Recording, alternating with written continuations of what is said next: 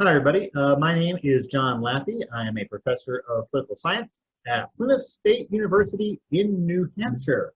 And I am making this series of short videos explaining key concepts in American government and in politics. So let's start off with me asking you a question. How many political parties are there in the United States? Wrong. It is not two. Let me show you how many political parties there actually are. As soon as I figure out how to share my screen. There we go.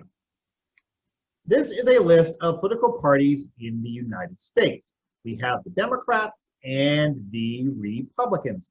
By the way, sometimes people will try to say that the Democrats call themselves Democrats because they believe we're a democracy, and Republicans will say, no, we're a republic, and that's why we're Republicans. That's nonsense. No. Both party names were chosen for the same reason. They sound vaguely patriotic.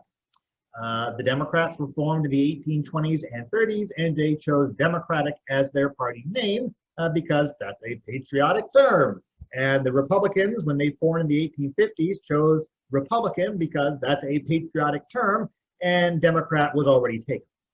So that's the only reason. Anyhow, you have the Democrats and the Republicans, the two major parties in the United States right now. Since the 1850s, it has been the Democrats and the Republicans. If you can see that tail behind me, that's my cat, Frankie. Frankie, good boy. All right, I know. You need to see the camera, don't you? Good boy. I know. Good kitty.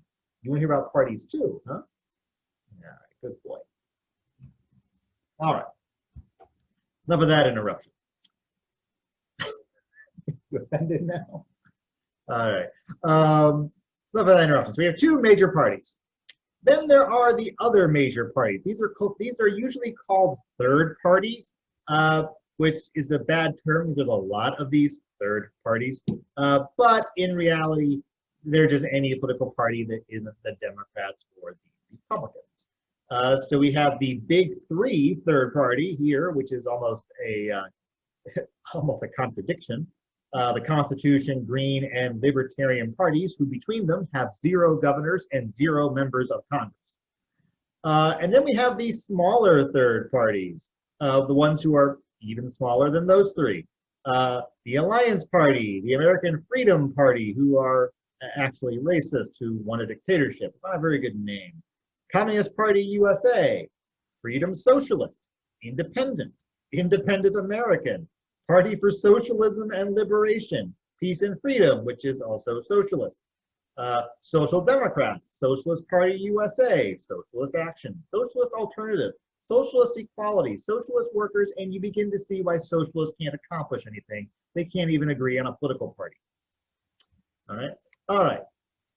So we have all these parties, and yet the last president, who was neither a Republican nor a Democrat, was Millard Fillmore, who left office in the 1850s. He was a member of the Whig Party. And that's not really an exception because before the Republicans came along, the Democrats' primary competitors were the Whigs. There's always been only 2 major parties in the United States. Right now, 100 senators, 98 are Democrats or Republicans, and that's only because Angus King of Maine and Bernie Sanders of Vermont are theoretically independents, but really they're Democrats. 435 members of the U.S. House, all Republicans or Democrats, and sort of the state legislature. Each state government has its own legislature, more or less a state version of Congress. 99.1% of all state legislators in the U.S. are Democrats or Republicans. So why is this the case? Why do we only have 2 major parties? Right? It's a big country. There's more than 2 opinions on things, right? So why do we only have 2 major parties? I can actually explain that this way. Let's observe. Oops. This is going to be tricky. Here we go.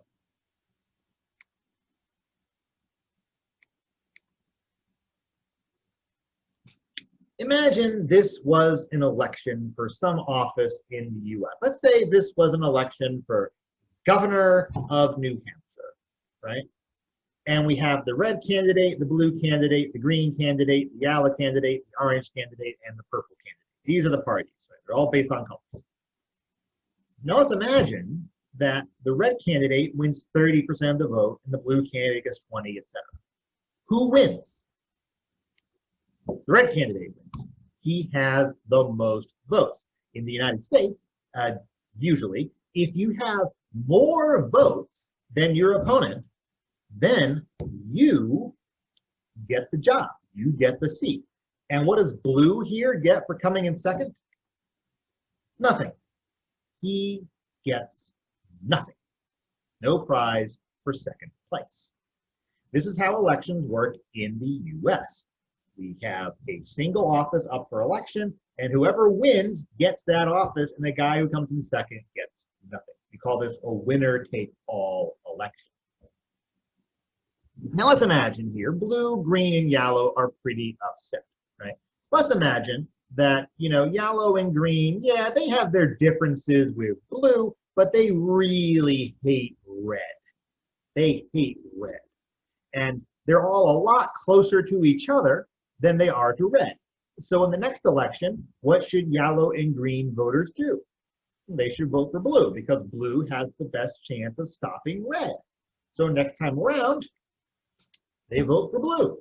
Blue gets 50, red gets 30, orange and purple get 10. Blue has more votes than anybody else. Blue wins. Okay, what does red get for second place? Nothing. And orange and purple also get nothing. Now let's imagine that orange and purple hate blue. Oh, they have their differences with red, but they hate blue. Next election, what should they do? They should vote for red because red is the best position to stop blue. Now we wind up with only two political parties. Only two. Well, only two that actually matter. This is why the United States has only two major parties, only two parties who have an actual shot of winning the election. Only two. Because we have winner-take-all elections. There is one seat up, right? If you live in Western New Hampshire, you get to vote for one member of the House. Not all of them, just one, your local representative. Whoever wins the most votes gets to be representative. Whoever comes in second gets nothing. There are other countries where this isn't the case. For example, let's take the country of Latvia, right? The country of Latvia. I'm going to choose Latvia for a simple reason. The Prime Minister of Latvia, believe it or not, was born in Delaware, meaning if Joe Biden is elected president this year, he will not be the first head of state elected who is from Delaware. He'll be the first American president from Delaware. He will not be the first national leader from Delaware. Interesting little factoid. All right, let's share again. Observe. This is the parliament of the country of Latvia. I won't bother going through what all these countries, what all these parties are. But there's 100 seats in the Latvian, we would usually say a parliament. They call it this unpronounceable name. It's basically their version of Congress, right? There's 100 seats. And the JKP has 15 and the API has 13. Why? Because in Latvia, you don't vote for a person, you vote for a party.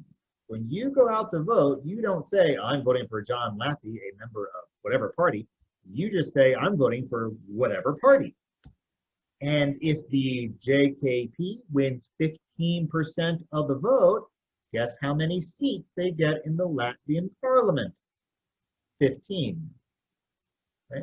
You can see that the S party, which is probably socialist, yeah, they're socialist. The S party actually won more seats, but they don't get to govern because a group of smaller parties got together to take control after the election.